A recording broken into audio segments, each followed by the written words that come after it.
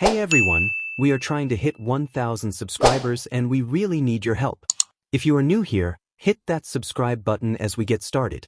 Subscribe right now, smash that like button, and settle in, because what we are about to break down is not just a tennis story. It is an engineering story. A generational story.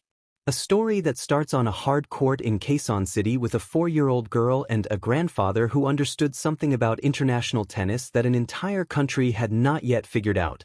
And that ends, at least for now, with a 20-year-old ranked inside the top 30, defending ranking points at the Miami Open for the second consecutive year, carrying the dreams of 110 million people, and sitting on one very specific technical problem that every elite analyst in the sport agrees she has to solve before her window fully opens.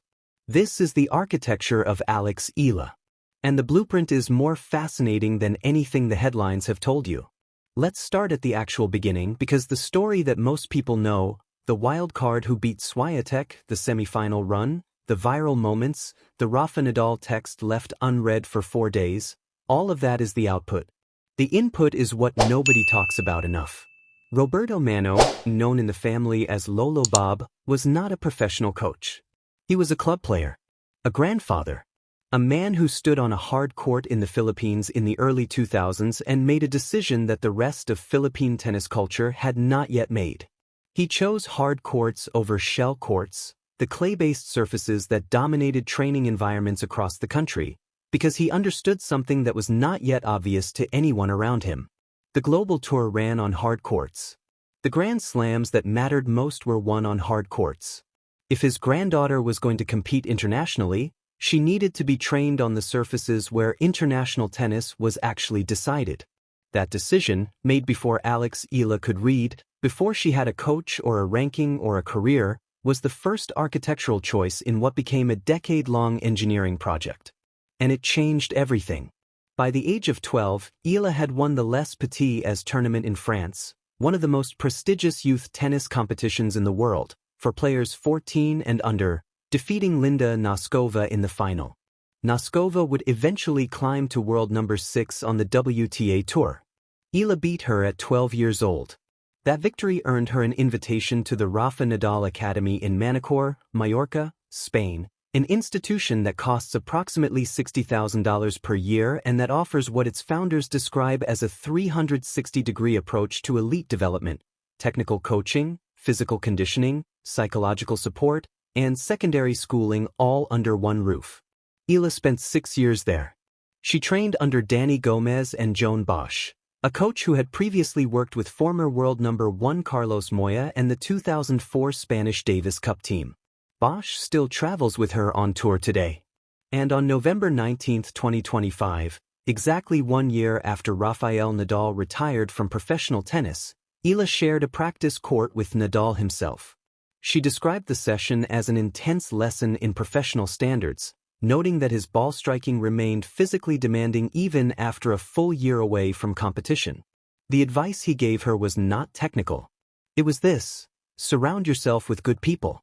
For a 20-year-old managing viral misinformation campaigns, defending major ranking points, and navigating the specific pressure of being a national icon, that advice carries more weight than any biomechanical fix ever could. The results of all that architecture became visible to the world on a single unforgettable week in March 2025. Eala entered the Miami Open main draw ranked 140th in the world on a wild card. She defeated world number 43 Katie Volinets in round 1.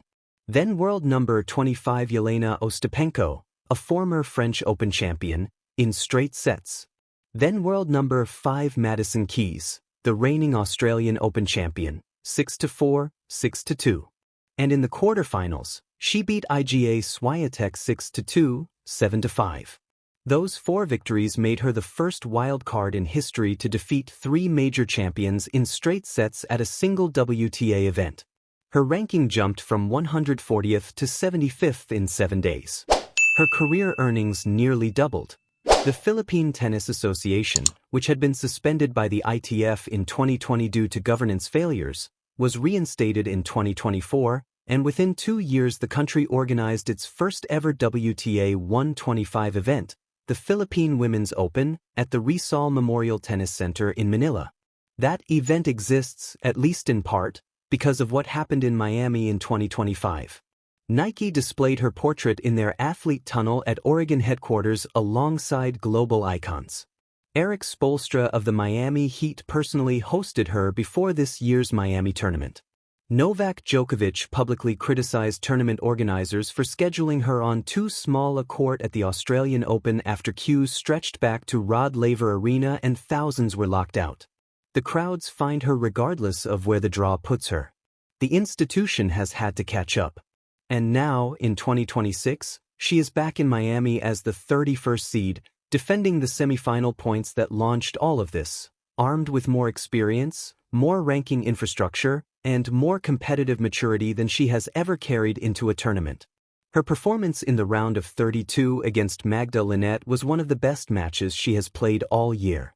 She won the first set 6-3, then faced a Linette who elevated dramatically in the second, forcing a tiebreak that Eala closed out with what she described simply as telling herself to be brave and going for her shots.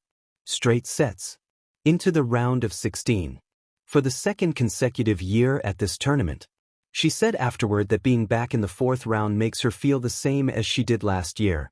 Happy, excited, and so grateful to be back in Miami. That is a player who has normalized performing at this level, not someone who is still surprised by it. But here is the detail that most coverage is missing, and it is the most important analytical observation about where Alex Eala's game sits right now and what stands between her and the deep Grand Slam runs that everyone believes are coming. Her second serve winning percentage is 46%. When her first serve misses and she is forced into a second delivery, she wins fewer than half of those points. The serve itself sits at approximately 75 miles per hour and tends to land in the middle of the box, exactly where aggressive returners can step inside the baseline and attack. Martina Navratilova has publicly said Eala needs to punch up that serve. Biomechanical analysts who have studied her delivery closely have identified that her kinetic chain, the transfer of power from legs through core and up to the shoulder, is not fully optimized, and that unlike many elite servers, she does not generate significant additional power from leg drive. Now here is the genuinely fascinating twist that makes this problem so difficult to solve. Her second serve return winning percentage is 58.9%.